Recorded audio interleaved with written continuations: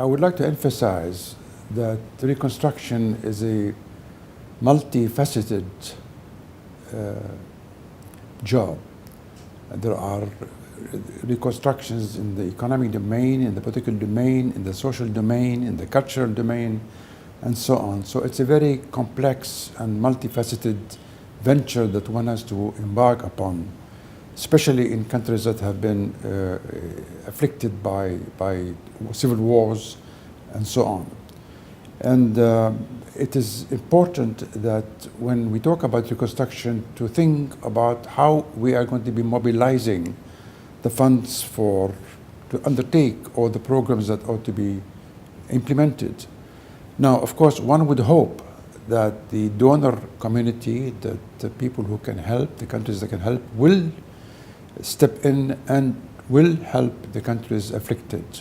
But also there will be a great opportunity and to mobilize domestically, that many countries may have to rely to a very large extent on their own domestic mobilization of funds in order to start the process of reconstruction, and they cannot necessarily rely on the help of foreign donors.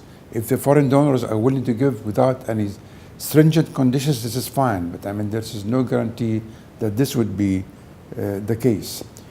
To be able to reconstruct successfully, it's important to begin not only reconstruction, physical reconstruction,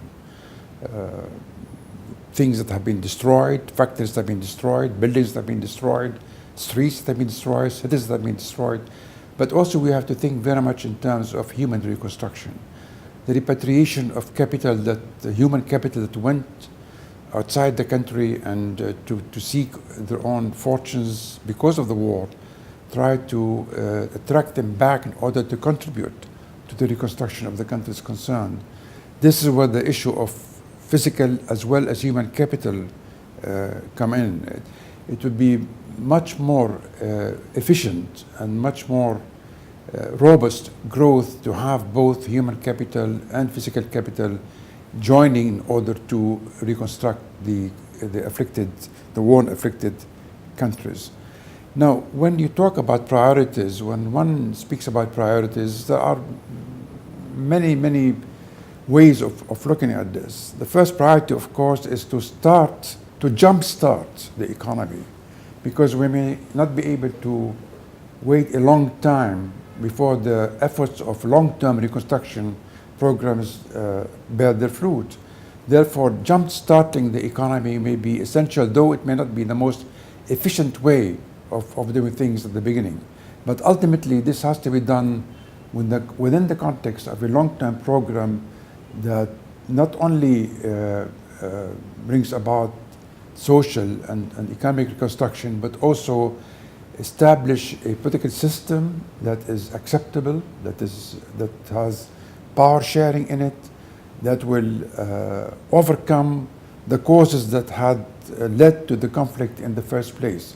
So it's very important to establish, in my view, what we term today as democratic governance, as power-sharing governance, responsible governance that will ensure that the causes of the civil war do not again blow up, and we do not have a return to civil conflicts.